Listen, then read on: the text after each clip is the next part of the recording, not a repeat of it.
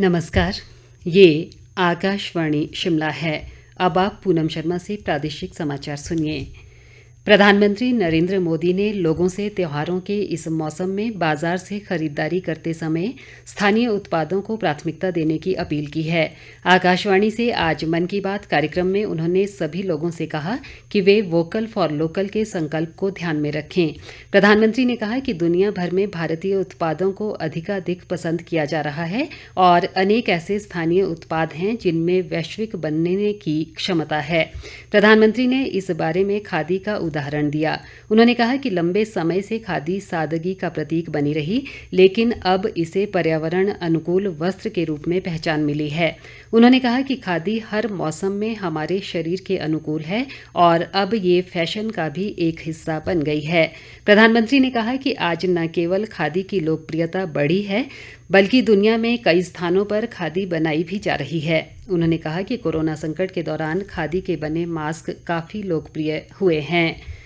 विजयदशमी पर्व आज देश भर में श्रद्धा और उल्लास से मनाया जा रहा है। ये पर्व बुराई पर अच्छाई, अधर्म पर धर्म और असत्य पर सत्य की जीत का प्रतीक है।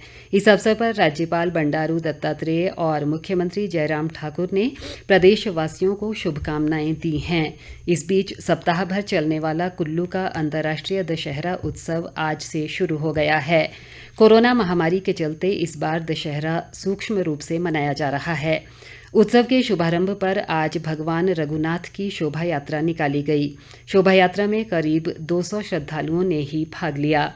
भगवान रघुनाथ अब 7 दिनों तक अपने अस्थायी शिविर ढालपुर में ही रहेंगे। इस अवसर पर शिक्षा मंत्री गोविंद ठाकुर, विधायक सुंदर ठाकुर सहित वरिष्ठ अधिकारी व अन्य गणमान्य लोग मौजूद रहे।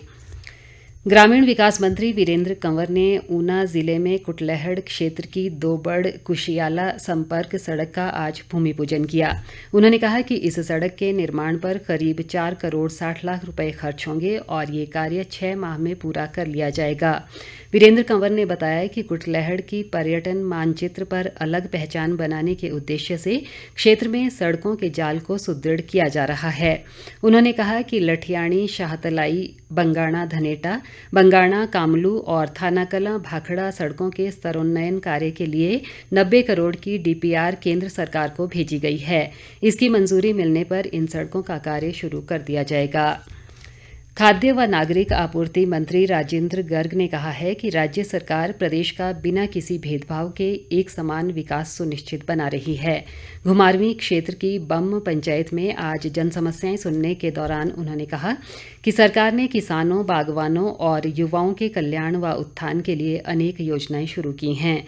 राजेंद्र गर्ग ने कहा कि मुख्यमंत्री जयराम ठाकुर ने प्रदेश में आम लोगों की समस्याओं के समाधान को लेकर नई राजनीतिक व प्रशासनिक संस्कृति को स्थापित किया है। प्रदेश में कोरोना संक्रमितों की संख्या बढ़कर 20,299 हो गई है। आज अभी तक 68 नए मामले सामने आए हैं, जबकि 241 लोग ठीक भी हुए हैं। राज्य में अब संक्रमण से ठीक होने वालों की संख्या 17,537 हो गई है। स्वास्थ्य विभाग द्वारा जारी बुलेटिन के मुताबिक वर्तमान में 2,449 सक्रिय मामले हैं। राज्य में संक्रमण से अब तक 286 लोगों की मृत्यु हो चुकी है। आज जांच के लिए 1,998 सैंपल भेजे गए, जिनमें से 1,518 की रिपोर्ट का इंतजार है। देश में कोविड-19 संक्रमण से स्वस्थ होने की दर 90% हो गई है। अब तक 70,78,000 से अधिक रोगी स्वस्थ हो चुके हैं। देश में इस समय कुल 6,68,154 मरीजों का इलाज चल रहा है। इलाज करा रहे मरीजों की तुलना में स्वस्थ हो रहे लोगों की संख्या लगभग 10.6 गुना अधिक है। पिछले 24 घंटों के दौरान लगभग 62,000 रोगी स्वस्थ हुए। इस दौरान करीब 50,000 लोग संक्रमित हुए। पिछले 24 घंटों में 578 लोगों की मृत्यु हुई है। प्रदेश के शहरी क्षेत्रों में दीनदयाल अंत्योदय योजना के तहत गरीब परिवारों के 3,053 स्वयं सहायता समूह गठित किए गए हैं। योजना के तहत करीब 4,400 लाभार्थियों को विभिन्न व्यवसाय में प्रशिक्षण दिया गया है। इसके अलावा 1,048 लाभार्थियों को विभिन्न संस्थानों के माध्यम से रोजगार प्रदान किया गया है।